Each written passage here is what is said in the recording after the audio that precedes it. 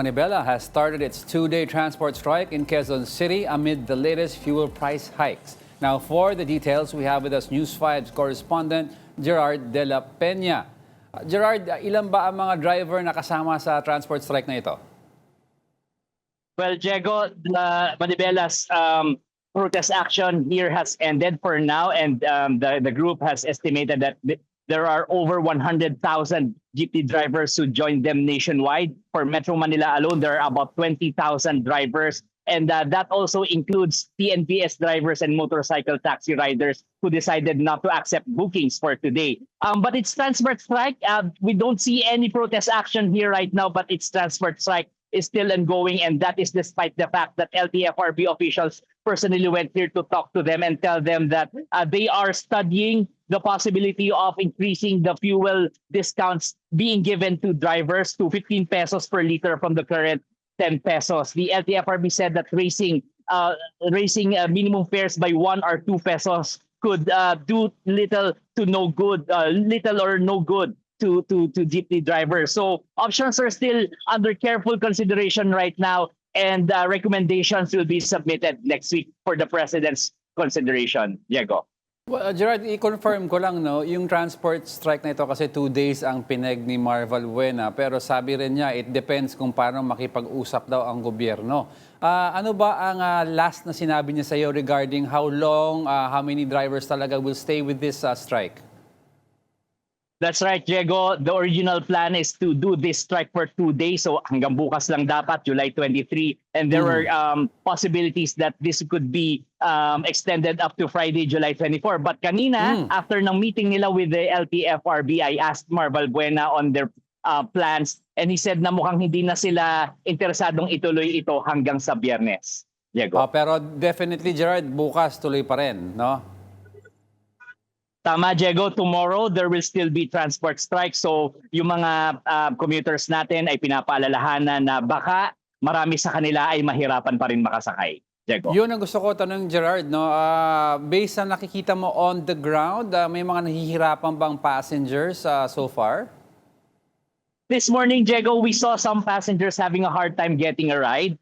Pero ang sinabi ng mga traffic enforcers dito, this is just normal. And then we saw a lot of jeepneys and buses still plying their route. So mukhang yung mga nahihirapan, ito yung normal nila. May mga nasasakyan pa rin kanina. And kanina nga nagbigay din ng libreng sakay ang DOTR at ang MMDA. That's during the rush hours until 10 a.m. this morning. And later this afternoon, these free rides will be made available again from 5 p.m. up to 8 p.m. Diego. Alright, Gerard, ano yung mga affected areas ba nitong transport strike? Kasi I ask this kasi may mga free rides bang ipo-provide sa routes na ito and yung mga nababanggit na sinasabing routes na ito, how long din magpo-provide ng free rides?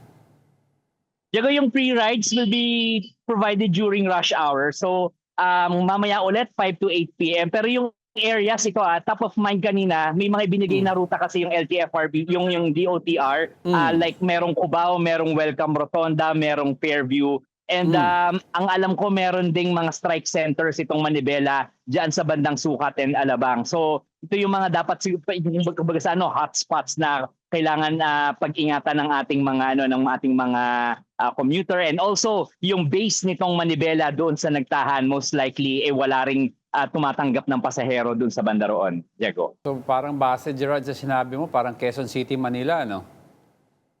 That's right, that's right. More of dito sa Commonwealth and doon sa bandang Manila, and also sa South, bandang Parañaque and Alabang, Diego. Alright, sabi mo kanina hindi interesado ang Manibela na extend pa to hanggang Friday. So that means medyo positive ang negotiations nila with the government. Pero ano ba ang primary demand ng grupong Manibela sa gobyerno? Good question, Diego. Their primary demand is for the government to scrap the regulation law, tanggalin na rin yung excise tax on fuels, and basically raise the minimum fare on jeepneys by 1 or 2 pesos. Pero yun nga sinasabi kanina ng LTFRB, mismo sila na yung nag-announce during their protest action dito kanina. Sabi ng LTFRB, mukhang walang maitutulong sa inyo yung 1 or 2 pesos na increase. So most likely ay baka idagdagan na lang yung fuel discounts na ibinibigay, mas malaki pa yung maitutulong nun dahil 15 pesos in total yung magiging diskwento sa kada litro ng diesel. So kung yung diesel natin right now din sa kinatatayuan ko ay nasa 85 pesos yung diesel. So in effect kung magkakaroon ng discount ay 70 pesos na lang yung diesel. So malaking bagay din ito para sa ating mga drivers. Now mukhang positive naman kasi inaccept din on the spot ng LTFRB yung petition na isasubmit sana ng Manibelas tungkol dito sa pag-lift nga ng suspension doon sa pag-implement ng fare hike. If we remember, Diego, nung March, dapat meron ng pisong dagdag sa pasahe sa traditional jeepneys, but this was suspended by Malacanang. So now sabi ng Manibela, sana raw i-lift na ito para madagdagan yung pasahe. So now ang pinag-aaralan ng LTFRB, is it a mix of these two policies? Do they increase the fares and add to the discounts or either or lamang sa mga ito? But the Manibela group parang gusto nila pareho itong ipatupad. So we will see next week kung ano maging recommendation ng LTFRB. Well, quickly lang before I let you go, Gerard, on the way here, nakita ko rin may sa Quezon City area, I think sa Maynila Road ito, may mga jeepney drivers din na naka-vest ng piston, no? Alam ko Manibela is the primary group dito sa Tigil Pasada, pero may mga involved din mga piston na groups dito? Good question, Diego. Right now, it's just Manibela who is staging this protest action and this transport strike.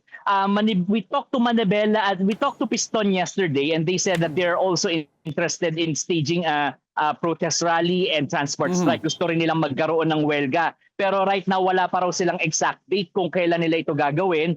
And kung gagawin man nila ito, ay hindi ito kasabay ng sa Manibela. So right now, it's just Manibela and not Piston. Diego. All right. Well, thank you for those updates. News 5 correspondent Gerard De La Peña.